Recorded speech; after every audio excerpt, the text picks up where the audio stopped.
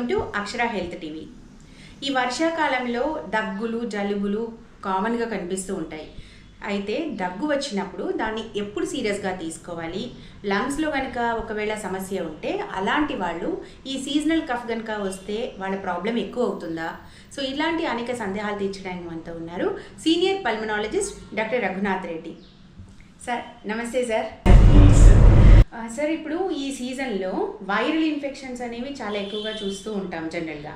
కానీ కొంతమందిలో సీజన్తో సంబంధం లేకుండా దగ్గు జలుబు లాంటివి కామన్గా వాళ్ళలో చూస్తూ ఉంటాం. అయితే వైరల్ ఇన్ఫెక్షన్స్లో అయితే okay, that is different, common normal viral infections అయితే. కానీ ఈ దగ్గును మరి ఎప్పుడు ఇది సీరియస్ ప్రాబ్లం అని అనుకోవాలి, ఇది సీరియస్ ఇష్యూ అని అనుకొని చెప్పేసి డాక్టర్ని కలవాల్సి ఉంటుంది? అసలు ఓవరాల్గా ఈ దగ్గు రావడానికి వెనుక కారణాలు ఏంటి? దగ్గు అనేది మనకి అదొక సిమ్టమ్ అంతే. అంటే లంగ్లో కానీ రెస్పిరేటరీ ట్రాక్లో ఎక్కడ ఏ ప్రాబ్లం అయినా కూడా మనకి దగ్గు రూపంలో అనేది అది మనం మేనిఫెస్ట్ అవుతుంది అనమాట. సో దగ్గుకు కారణం ఏంటి అనేది మనం చూడాలి. అంటే simple infections like viral infection, viral flu ఉందనుకోండి, అది జలుబు దగ్గు సోర్ థ్రోట్ లాగా వచ్చేసి ఒక 1 వీక్ 2 వీక్స్ ఉంటే తగ్గిపోతుంది. సో అదే పెద్ద ప్రాబ్లం ఏమి ఉండదు దాంట్లో. కాకపోతే కొన్నిసార్లు ఏమవుతుందంటే ఆ వైరల్ ఇన్ఫెక్షన్స్ కొంచెం ప్రొలాంగ్ అవుతాయి అనమాట. అంటే వైరల్ బ్రాంకైటిస్ లాగా డెవలప్ అవ్వడం కానీ, లేకపోతే post viral bronchial hyper responsiveness అంటాం. అంటే కొంచెం దగ్గుతో పాటుగా కొంచెం కఫం పడ్డము, వీజింగ్ అంటే పిల్లి కూతలాగా రావడము, ఆయాసము, ఇవన్నీ సిమ్టమ్స్ వస్తాయి. అప్పుడు మనం కొంచెం జాగ్రత్తగా నెబులైజేషన్స్ కానీ ఇన్హేలర్స్ అంటే డాక్టర్ని సంప్రదించాల్సిన అవసరం ఉంటుంది. ఎప్పుడు కానీ గుర్తుంచుకోండి, దగ్గు 2 వారాల కన్నా ఎక్కువగా మనకి ఉంది అంటే మటుకు అది సీరియస్ ప్రాబ్లము, ఏదన్నా అండర్లైన్ ఇష్యూ ఏదైనా ఉందా మనం ఖచ్చితంగా చూసుకోవాల్సి ఉంటుంది అనమాట. రొటీన్గా ఈ వర్షాకాలంలో కానీ చలికాలంలో జలుబు చేసి వచ్చే దగ్గు 2 వారాల కన్నా ఎక్కువ ఉండదు. సో 2 వారాల లోపల అది సర్దుమణిపోతుంది అనమాట. 2 వారాల లోపల తగ్గట్లేదు అంటే మనకి ఏదైనా లాంగ్ టర్మ్ ప్రాబ్లం ఉందా అనేది చూసుకోవాలి ఒకటి. రెండోది, వైరల్ ఇన్ఫెక్షన్స్ వల్ల ఒక్కొక్కసారి ఏమవుతుందంటే మనం రీసెంట్గా మనం పాండమికే చూసాం, లైక్ కోవిడ్. దాంట్లో కూడా జలుబు దగ్గు ఆయాసం లాగానే మొదలవుతుంది. అది కూడా ఆయాసం కూడా ఉండదు ఫస్ట్లో, జలుబు దగ్గు జ్వరం లాగానే మొదలవుతుంది. కాకపోతే ఒక వారం 10 రోజుల తర్వాత ఆక్సిజన్ లెవెల్స్ తగ్గడం స్టార్ట్ అవుతుంది. సో ARDSలోకి వెళ్ళండి. సో రేర్గా మనకి ఇప్పుడున్న ఫ్లూ సీజన్లో కూడా H1N1 మీరు వినుంటారు ఫ్లూ గురించి, బర్డ్ ఫ్లూ అని, స్వైన్ ఫ్లూ అని, H1N3, H1N1 ఇవన్నీ వినుంటారు అనమాట. ఇవన్నీ కూడా ఒక 90% మనకి మామూలు జలుబులాగా వచ్చి తగ్గిపోతుంది, అదేం ప్రాబ్లం ఉండదు. ఒక 10 to 15% అది ARDSలోకి వెళ్తుంది, ఆక్సిజన్ లెవెల్స్ తగ్గడం ఇవన్నీ ఉంటాయి అనమాట. సో ఎప్పుడు కూడా మనకి సిమ్టమ్స్ ఒక 1 వీక్ లోపల మీరు పూర్తిగా తగ్గట్లేదు, 1 వీక్ లోపల తగ్గుముఖం పట్టట్లేదు అంటే మీరు డాక్టర్ని సంప్రదించడం బెస్ట్. బట్ 2 వీక్స్ వరకు తగ్గకుండా ఉన్నంటే మటుకు ఖచ్చితంగా మీరు డాక్టర్ దగ్గరికి వెళ్ళాల్సిందే అనమాట. సో రకరకాల కారణాలు ఉన్నాయి దగ్గు వచ్చేదానికి. అంటే ఇప్పుడు ఫర్ ఎగ్జాంపుల్ కొంతమందికి ఆస్తమా ఉన్నట్టు వాళ్ళకి తెలియదు, వాళ్ళకి సీజనల్ కాఫ్ అంటారు.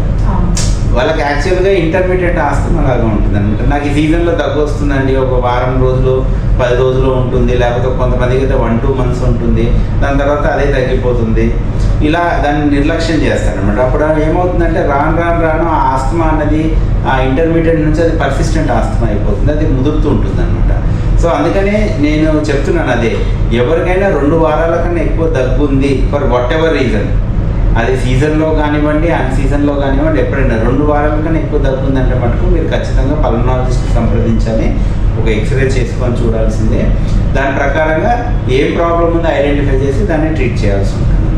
సార్, కొన్నిసార్లు ఈ బ్రాంకైటిస్ లాంటి సమస్యలు ఉన్న వాళ్లకు సాధారణంగా 10 days నుంచి ఈవెన్ దాదాపు 1 నెల రోజుల వరకు కూడా వాళ్ళు దగ్గుతూనే ఉంటారు, దగ్గు బాధిస్తూనే ఉంటుంది.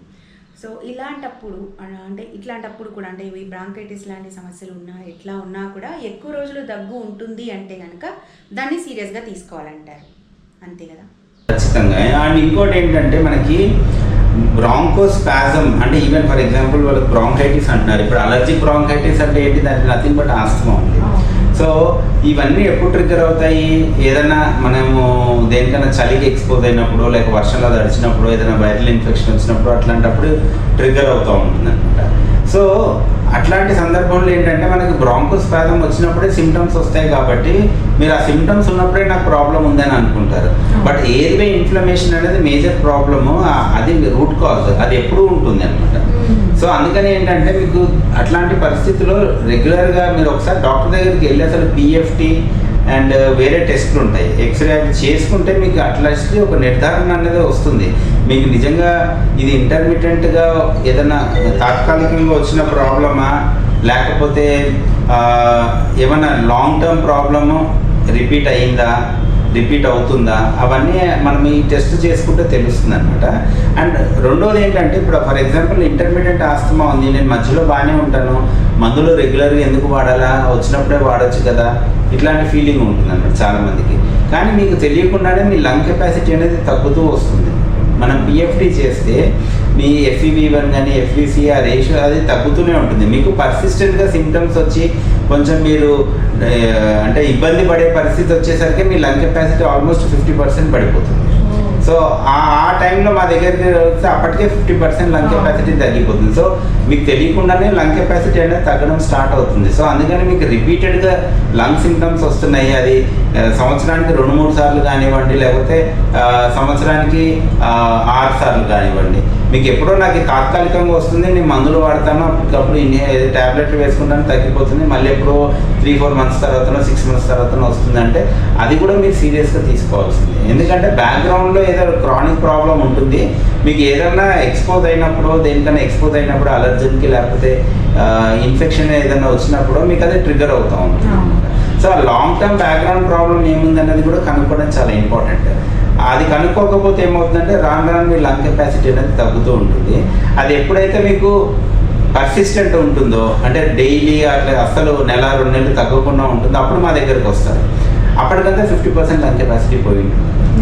సో అందుకనేసి మీరు రిపీటెడ్గా సిమ్టమ్స్ వస్తున్నాయి, ఇంటర్మీడియట్గా అయినా కూడా మధ్యలో బాగుండొచ్చు, బట్ రిపీటెడ్గా సిమ్టమ్స్ వస్తున్నాయంటే డెఫినెట్గా మీరు పల్మనాలజిస్ట్ని కన్సల్ట్ అవ్వాలి. సార్ ఇంకోటి జనరల్గా ఈ దగ్గు ఎవరికి వచ్చినా కూడా అది రాత్రి టైంలో, నైట్ టైం ఎక్కువగా వేధిస్తూ ఉంటుంది. అంటే నైట్ టైం దగ్గు వల్ల నిద్రపోలేకపోతుంటారు చాలామంది. కొంతమంది అయితే హైట్ ఒక 2-3 దిండ్లు పెట్టుకుంటే తప్ప వాళ్ళకి నిద్ర పట్టదు, కాస్త దగ్గు నుంచి రిలీఫ్ రాదు, అట్లా హైట్ పెట్టుకొని పడుకుంటూ ఉంటారు. ఇట్లా కనుక హైట్ పెట్టుకొని పడుకోవాల్సి వస్తే కనుక దాన్ని సీరియస్ ప్రాబ్లము, సీరియస్ కఫ్ అని అనుకోవాలా? అసలు ఇలా నైట్ టైంలో దగ్గు ఎందుకు ఎక్కువ వస్తుంది? నైట్లోనే దగ్గు వస్తుందంటే అది పర్టికులర్గా ఆ సిమ్టమ్ అన్నది obstructive airway diseases like asthma కానీ COPDs అంటాం, వాళ్ళల్లో నైట్లో సిమ్టమ్స్ అనేది కామన్గా ఎక్కువగా ఉంటుంది. సో అట్లా అదే చెప్పాను కదా ఇంతకుముందు, మీకు ఇట్లా వచ్చి ట్రిగ్గర్ అవుతుంది, నైట్లో సిమ్టమ్స్ ఎక్కువ ఉంటున్నాయి, మళ్ళీ తగ్గిపోతుంది, మళ్ళీ కొన్ని నెలలకు వస్తుంది అంటే some background problem obstructive airway disease ఏదో ఉంటుంది యూజువల్గా. సో దాన్ని ఐడెంటిఫై చేసి దాన్ని రెగ్యులర్గా ట్రీట్మెంట్ అనేది ఇవ్వాల్సిన అవసరం ఉంటుంది. అండ్ నైట్ సిమ్టమ్స్ యూజువల్గా ఆస్తమాలో ఎక్కువగా ఉంటాయి అనమాట. సో అసలుకి ఆ డయర్నల్ వేరియేషన్ అంటాం, ఆ డయర్నల్ వేరియేషన్ ఆస్తమాలో ఎక్కువగా ఉంటుంది, మనం చూస్తాము. బట్ కొన్నిసార్లు ఏమవుతుందంటే వైరల్ ఇన్ఫెక్షన్ వచ్చిన వాళ్ళు కూడా నైట్లో సిమ్టమ్స్ ఎక్కువగా ఉంటాయి. కొద్దిగా అప్పుడు ఎత్తు పెట్టుకొని పడుకుంటాం. యూజువల్గా పడుకున్న వెంటనే ఎక్కువ దగ్గు ఆయాసం వస్తుందంటే యూజువల్గా కామన్ వచ్చేసి మనము హార్ట్ ప్రాబ్లం చూసుకోవాలి. అంటే ఇన్ఫెక్షన్స్లో కూడా రావచ్చు, తక్కువది, బట్ మేజర్గా ఎనీ పేషెంట్ ఫ్లాట్గా పడుకోలేకపోతున్నారు, పడుకోగానే ఆయాసము దగ్గు వస్తుంది అంటే మనకి హార్ట్ ప్రాబ్లం అనేది చూసుకోవాలి. అంటే హార్ట్ ప్రాబ్లం హార్ట్ పంపింగ్ సరిగ్గా లేకపోతే లంగ్స్లోకి ఫ్లూయిడ్ వచ్చే పల్మోనరీ ఎడిమా అంటాం. అట్లాంటప్పుడు అట్లాంటి ఆర్థోప్నియా అంటాం అనమాట. అంటే పడుకుంటే ఆయాసం వచ్చేస్తుంది, దగ్గు వచ్చేస్తుంది, అట్లాంటి సిమ్టమ్ యూజువల్గా వస్తుంది. అదేవిధంగా GERD అంటే రిఫ్లక్స్, గర్డ్ అంటాం, రిఫ్లక్స్ డిజీజ్, రిఫ్లక్స్. ఆ రిఫ్లక్స్ ఉన్న వాళ్ళు తిన్న వెంటనే పడుకున్నారనుకోండి, అది రిఫ్లక్స్ అవ్వడం వల్ల కూడా వాళ్ళకి ఇరిటేషన్ వచ్చి కాఫ్ వస్తూ ఉంటుంది అనమాట. సో అది కూడా ఒక కామన్ కారణము. అండ్ కొన్నిసార్లు వైరల్ ఇన్ఫెక్షన్ ఆస్తమాల్లో కూడా మీరు పడుకోగానే దగ్గు ఆయాసం ఎక్కువ అవడం అనేది మనం చూస్తూ ఉంటాము. సో కారణం ఏంటి అనేది మీరు డాక్టర్ దగ్గరికి వెళ్తే కానీ మనకు తెలియదు. సో మీరు దాన్ని ఏముంది లేదు నాకు రెగ్యులర్గా వచ్చేదే కదా మళ్ళీ తగ్గిపోతుంది అట్లా మీరు తీసుకోవద్దు. దానివల్ల ఏమవుతుందంటే రాను రాను రాను మీ లంగ్ కెపాసిటీ అనేది తగ్గుతుంది. అండ్ ఒక్కొక్కసారి ఒకవేళ కార్డియాక్ ఇష్యూ అట్లాంటిది ఏదైనా అంటే డిలే అయిపోతుంది ట్రీట్మెంట్లో కానీ డయాగ్నోసిస్లో కానీ. అదే ఆబ్వియస్గా that will have a bad effect on your health. So ఇలాంటి ఏ రకమైన సిమ్టమ్స్ ఉన్నా కూడా అట్లాగే 2 వీక్స్ కన్నా ఎక్కువ కాలం కనుక దగ్గు పర్సిస్ట్ అవుతుంటే కూడా దాన్ని నెగ్లెక్ట్ చేయొద్దంటారు. రిపీటెడ్గా వస్తుంది అన్నా కూడా నెగ్లెక్ట్ చేయకూడదు. ఇవన్నీ ఉంటాయి అనమాట. అంటే సిమ్టమ్స్ బాగా పడుకుంటే బాగా ఎక్కువ సిమ్టమ్స్ వస్తున్నాయన్నా నెగ్లెక్ట్ చేయకూడదు. So these are all warning signs that you have some background issue అనేసి. సో అట్లాంటి పరిస్థితుల్లో మీరు డాక్టర్ని సంప్రదించాల్సిందే. సో సార్ ఓవరాల్గా ఈ లంగ్స్లో ఏవో ప్రాబ్లమ్స్ ఉన్నాయి అంటే ఎలాంటి సిమ్టమ్స్ ఉంటాయి అంటే లంగ్స్కి ఏదైనా సీరియస్ ఇష్యూ ఉంది అంటే కనుక అవి ఎలాంటి లక్షణాలుగా మేనిఫెస్ట్ అవుతుంది? అంటే ఆయాసం ఒకటే ఉంటుందా? అంటే ఇప్పుడు మీరు చెప్పిన ఈ లక్షణాలతో పాటుగా ఇంకేమైనా ఉంటాయా? అంటే నా క్వశ్చన్ ఏంటంటే అసలు లంగ్స్కి ఏదో ఊపిరితిత్తులు ఏదో ప్రాబ్లం ఉంది అనేది ఎట్లా తెలుసుకోవాలి?